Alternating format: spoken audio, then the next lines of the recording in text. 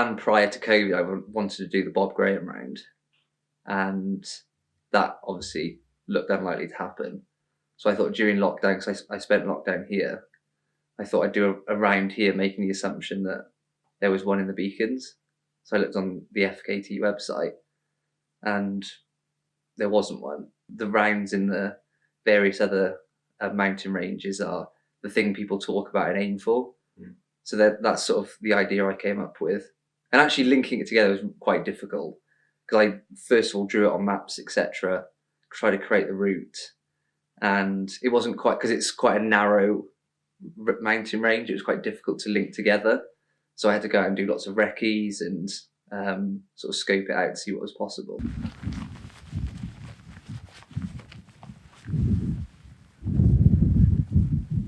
There's no one ever about in this base like this. It was one car we parked. I genuinely don't think we're going to walk up to this peak now. I don't think we'll see anyone. Why? Because no one knows about it. It's also not the easiest to get to, but yeah, it's just it's very unexplored, this area. And most of the beacons, all the good places in the beacons. You will be able to see Pen y Fan though. I bet that's busy today. We were brought up in this area, and we very much, I mean, I certainly only really knew about Pen y Fan and maybe like a couple of peaks close by, but it's just such a huge range of mountains that you've got, all very different structures to them, and absolutely stunning area. And quite often, not many people if you go to Pen y Fan, there's probably lots of people, but a lot of the other ones, there's just not many people around at all. Some of the most beautiful places in Wales and in the UK, which I just feel like are very much underappreciated and underseen by a lot of the public. This is more recent sporting adventures. So we got Challenge Regensburg, which is an Ironman distance triathlon. This is me and Ben picking up 3rd place for our categories. That's the bike section of it. That's pictures just of Challenge Regensburg. And that's about it. What made you want to do like endurance sport? What made me want to do it? I think the challenge aspect of it, and I think that's always been the case. Well, since then, is doing things that almost scare you or scare you into training, and you're also unsure whether you're going to complete it.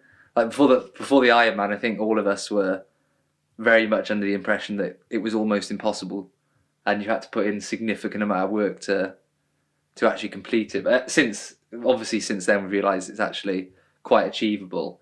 But I've just been, I guess, thinking up challenges or finding challenges that are scary and almost impossible. Is it just like the next thing after the next thing after? Yeah, and unfortunately there's always a next thing, isn't there? There's always someone doing something more extreme than you. And that's, I guess that's what I quite enjoy, is just the challenge aspect and unsure whether or not you can actually complete it. The importance of the route, I guess, and hopefully it becomes more and more widely known, is ultimately to bring people to the beacons. And like we touched on it being underappreciated, I think what's good about this route is it goes to all sort of the corners and that you wouldn't necessarily go and walk to. And I think that's ultimately the reason I created it, hopefully for more people to see it and come and beat it, and to enjoy the beacons. You say come and beat it then. Yeah. Little like. Well, no, I guess if one person comes and beats it, then ultimately it's doing the idea of creating it and bringing more people to the beacons. It's been successful in doing that, hasn't it?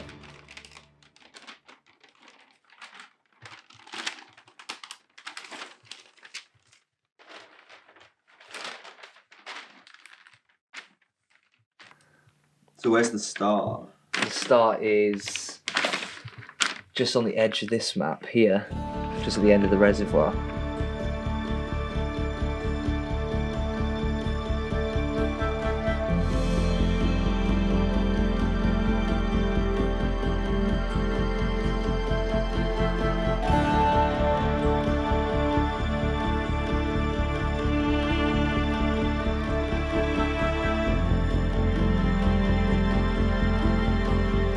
How are you feeling, mate? Yeah, looking forward to it. A lot to say this morning. No, I am looking forward to it. And how much time do you reckon? What are you saying? 20 hours-ish. 20 hours-ish? Ish, yeah. I mean, it's unknown, isn't it? I've done it all, but I've never put it all together. So I don't know how I'm gonna... It's the jigsaw puzzle today. Yeah, maybe it's the final piece.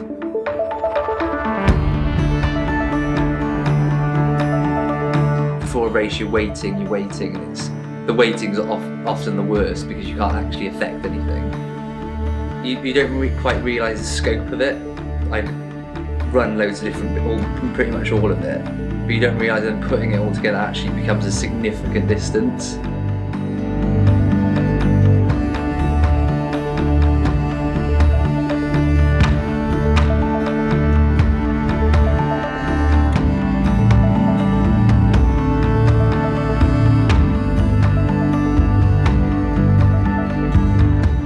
Where's your limit? Do we have a limit? I don't know. I don't know where my limit is. As soon as you start it, you're just very much switched on, and then it's just you just take it each step by step.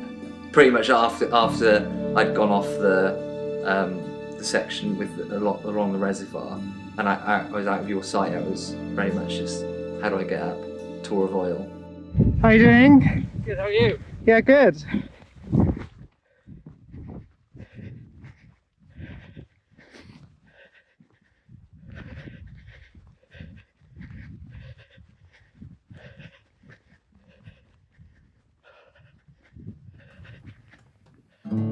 I've always had some sort of issue with pacing. So I've always, that is tend to, like, when you think about a 5k or a 10k, I'm always very much go hard and try and get through it. And I think this was very much the same thing. I was fresh at that point. It's not until it starts to feel hard you realise that you've gone too hard. So it didn't really dawn on me that I had so far to go until probably about 20 miles in. I was quite tired by that point. I think I'd done about 5,000 feet of elevation, and I'd actually only done at that point 3 or 4 peaks, and I did realise then that actually this is going to be really hard, and I was suffering a bit with my with some stomach issues. Steep one, this, isn't it? Yeah.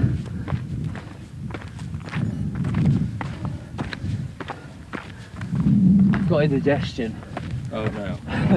I knew it wouldn't like derail it completely. I just knew it would be a complete sufferfest. I find with my indigestion that sometimes it's really bad, sometimes it's not. It's a bit more bearable. I guess there's always the hope it might disappear, and it might just be okay and bearable. But I guess that's why I was then reluctant to eat. So while it wasn't pleasant to eat, I was also reluctant to eat in case it then became worse. Where did you fall? Just because I started descending. Good. Are you going again now, straight away? Yeah. There's so many people, but they don't move out of the way. And you're trying to dodge them. And you're not concentrating on your footing. Yeah. You're looking good though. Feel good? I don't feel that good. I thought I'd feel better. You went off quite quick. I got here in 4.5, which is what I was hoping for. Yeah.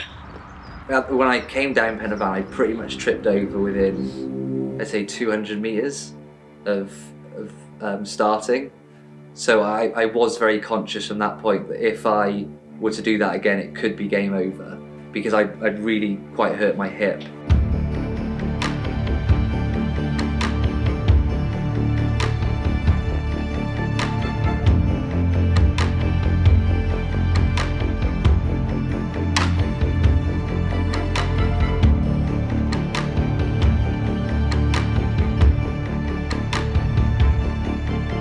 In that space though, when you hurt it, you know, people are just going to say, "Why don't you just stop?"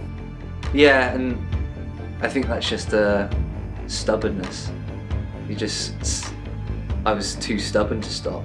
I created this thing and the end was in Taliban, and that's when I had to stop. There was no option to stop before.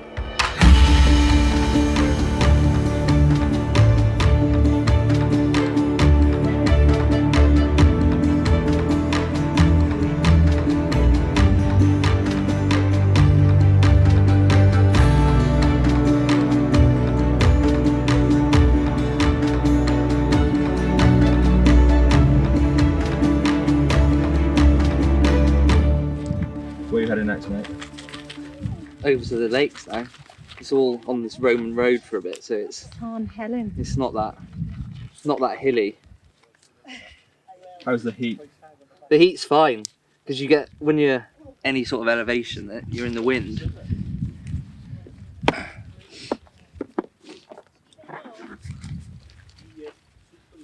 I don't really want that.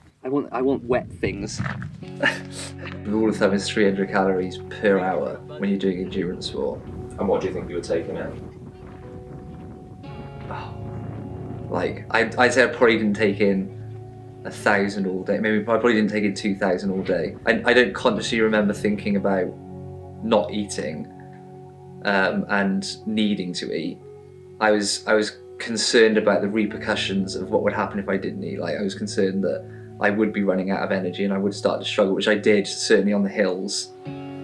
Certainly going up the hills I was starting to struggle. But it didn't really play on my mind. It was just something I knew I just had to deal with. I feel like what I very much think about is right here, right now. So am I suffering? What can I do to overcome it? What's coming next, like peak-wise? But you try and avoid thinking too far ahead because that almost seems like a very long way away. Let's go, Gwynne!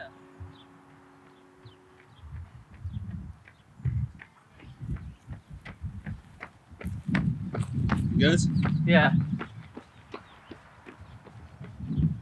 Oh, it's warm now. Is it hot up a bit? Yeah. At the top though. What do you want? A water or Coke? Do you want any? Is it too late for sunscreen? No, never too late for sunscreen. Do you want, want, we've got some pasta pasta, or are you still struggling with a Yeah, I bit? don't want anything. Okay. Really. Just want wet. Dogs in. Okay. I've got fruit. Don't know if fruit is any good. Mm. Strawberries or grapes. All of them. All of them. Yeah. All of the above. Where do you want your cream, Ed? On my neck. How do you deal with coming into a checkpoint and there being 5 or 6 people all fussing over you, and then 2 minutes later literally being in the middle of nowhere with nobody? So I think certainly thinking about being in the situation where you've got lots of people around you, it's sort of, it's sort of a bit of pressure, a bit daunting, but actually when you're in it, you're only really thinking about what's coming next, what hill you've got next, what leg you've got next. So you don't really think about the people around you, and sort of you're just very much in the zone.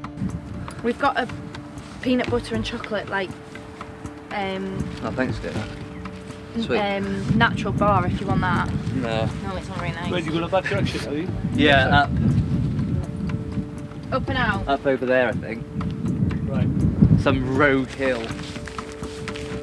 I'll see you in a bit. Thank you. Be well, mate, go well. How do you go about getting yourself out of those troughs when you're in one, because you know that they're going to come? Yeah. How do you first accept that? Hmm. And second, how do you get yourself out of them when they are there? Yeah.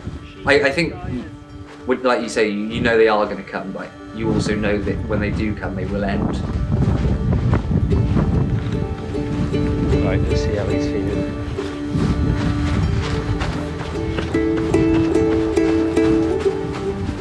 How you doing, boss? I've got some water for you. Oh, I'd love that. I've got about half a litre. Yeah. I'm tired now. Huh? Leave the pace. I'm tired now. Yeah, it's you've gone quite quick, mate. Yeah.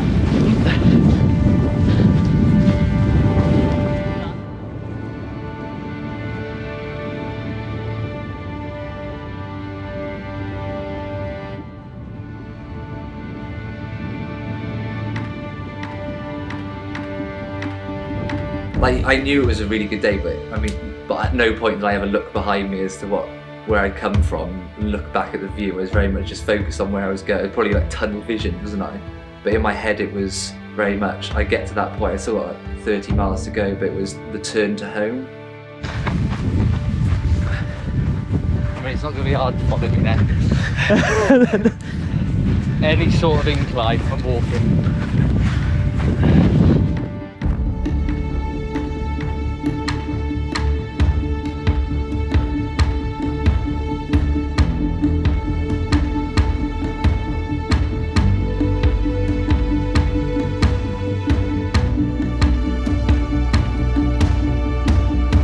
you've got to have like a want.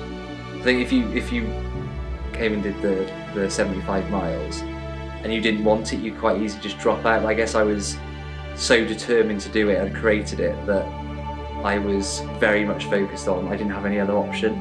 It was either I didn't start or I finished. I need food.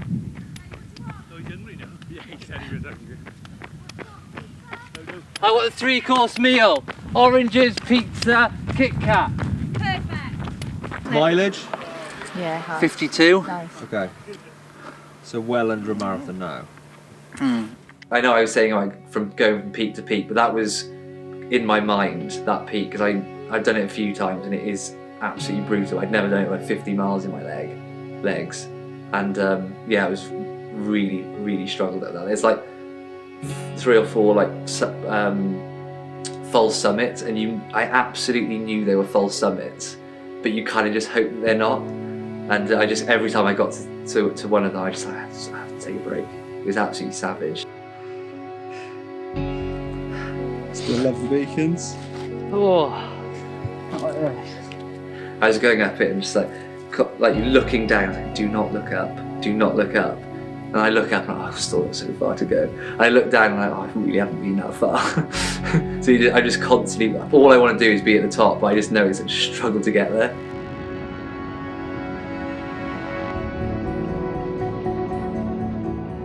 Most of the pain is obviously in your legs because you've been carrying yourself for such a long time. You are so drained, and you're very much using your reserves, and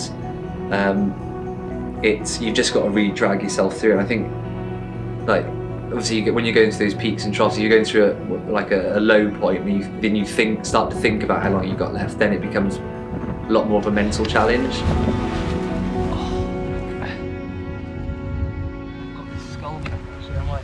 Moved off that. Yeah. Because I can put this on while I've got my head torch.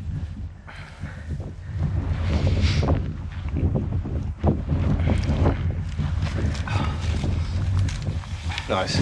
Looking good. You're so nearly there, Ed. So close, yeah. 10, 15 miles probably? Yeah.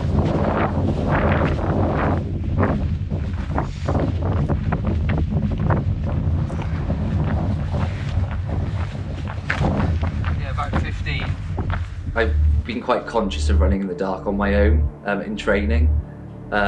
Partly just like it's a safety concern that you always have. It's not the most natural thing to run in the dark. Quite often, I found when I first did it, I was hearing noises and getting a bit disconcerted and things. It sort of spooks you out a bit. There you go. I want Coke. Shock. And that's just a cup of electrolytes. Flat Coke. Yeah. I actually thought I'd be feeling worse at this point, but I think the fact I got 10 miles to go helps. Having 3 significant climbs and then the Gwynne-Harris Round has been complete. Yeah. How does that feel? It still feel like it's a long way away. 3 significant climbs, mate. Yeah. 10 miles into there. The ones I've done the most as well. How are you feeling about this next section? How confident are you here? Define confidence.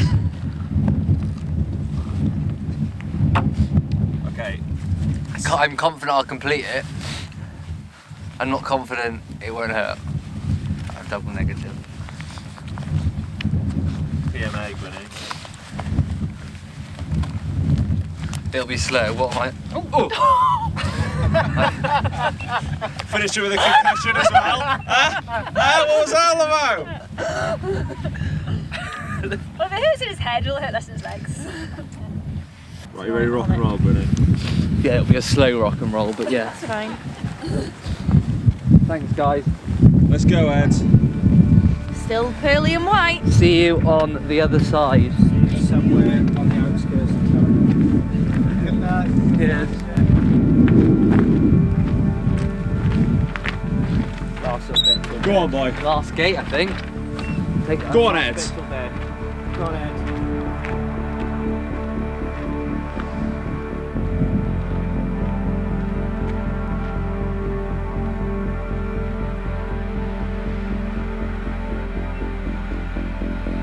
I kind of knew at that point that I knew what I had to do, and it seemed a lot more manageable, I guess, at that point. But I was very much focused on the finish once I'd left Story Arms, and I was very much focused on the next 3 climbs, so taking them one by one. Hey. Alright! Yeah, good, how are you? Oh, really good.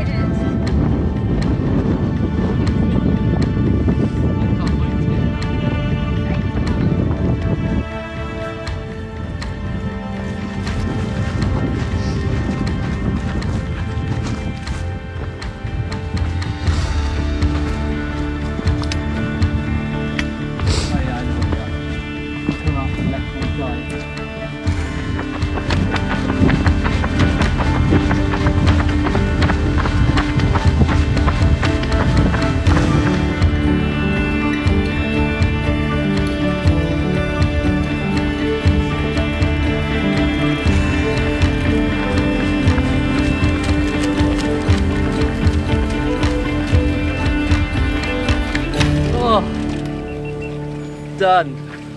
Romeo done. Oh. I just see a bright light. Yes, I want some Coke. Coke has been the winner today. Coke and oranges. How you feeling, mate? Tired. What have we wrapped up at? 1844. For how many miles? 75. First Gwynne-Harris Round? Hard. But done. Why do we We'll pick everything up, Ed. Cheers, hun. Come. Oh.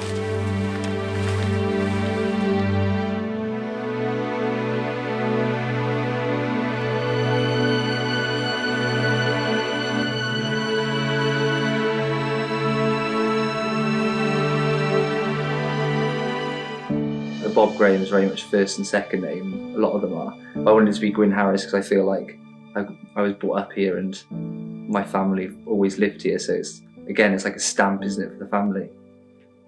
How would he have felt about this, do you think? I think he'd have loved it.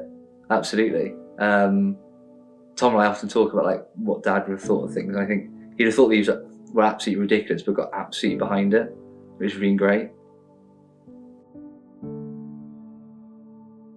Does it make you sad that he can't be there for Yeah, this sort of stuff? Absolutely. But I think Mum's always been really supportive of these ridiculous things as well. So I think she definitely gives enough support for them both.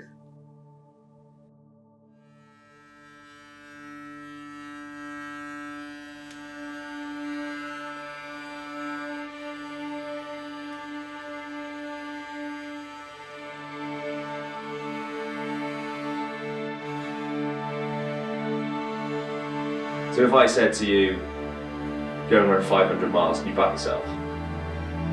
I give it a go.